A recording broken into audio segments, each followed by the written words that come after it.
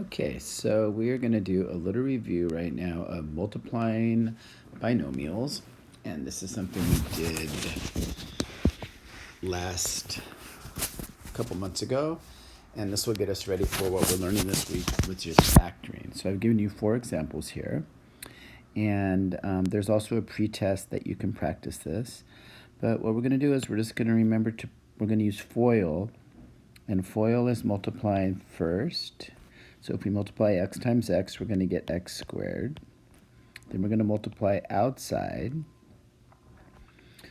That's going to give me 4x. Then we multiply inside. That's also 3x. And we multiply the last terms. So that's 12.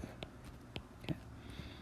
And so we multiplied 4 times there, but if you remember, the 2 middle terms here, if I just highlight these 2 middle, those 2 are like terms. Like terms means that they both share a common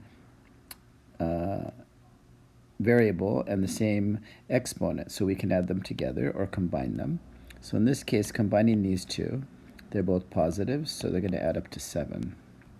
And then so our answer is going to be x squared plus 7x plus 12. We can't add any of those together because this x squared term is quadratic, it's squared, this is linear, and this is our constant, right? So our goal in doing factoring is going to be to start with this and to try to go back to this, okay? So that's why we're reviewing multiplying binomials first. So what's going to change in this second example? Well, if we just multiply everything out, you can see the only thing that's going to change here is anything that uses this negative 4 is going to become negative. So again, we're going to multiply 4 times. X times x, x squared. Now the x times 4 is now going to be minus 4x. Again, the 3 times x is just 3x. And now this 3 times minus 4 is going to become minus 12. So we have a little bit different answer. And if you notice in the middle here, when I combine these terms, one is positive and one is negative. And the larger value here is negative 4. So negative 4 and positive 3 combined leave me with negative 1. Remember, we don't have to put a 1 there. We just put x.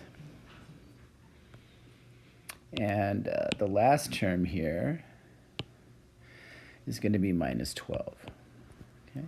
So a little bit different answer because in the middle we actually subtracted and that extra minus sign made the last term turn out to be negative. All right, so let's look at our third example. Now both of our terms are negative, which means we're going to have to think about them both when we multiply. So if we multiply x times x, nothing changed here, x squared. X times minus 4, like we did above, is minus 4x. Now we have a minus on this 3, so that's also minus 3x. And then negative times negative, negative 3 times negative 4 is going to be positive 12. So we get a positive there. This is all important information because we're going to use it when we factor. Now when we combine our terms, you're going to notice that this 4 and 3 are both negative, so we're going to combine them to put negative 7. And the last term is positive 12. So it's very similar to the first example.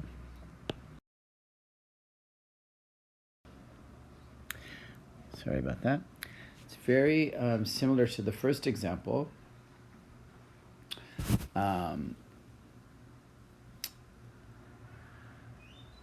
In the sense that the last term is positive, but we'll notice here that the middle term added up to be positives here and added up to be negatives here. Okay, so we have 3 different examples.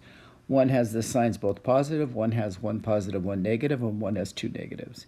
And I've thrown this last one on here just to show you that when we multiply out with a number that's bigger than 1, it changes our product. So 2x times 3x gives me 6x squared. 2x times negative 4 is negative 8x. 3 times 3 gives me 9x. And 3 times negative 4 gives me negative 12.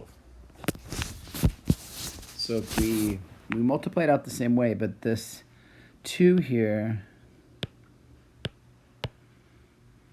sorry about this. This 2 at the beginning and this 3 at the beginning changed this factor 6. It also affected the other factors, but if we put this together, we get 6x squared. 9 take away 8 is 1. And then we have minus 12 at the end. So that's just a little review of multiplying polynomials.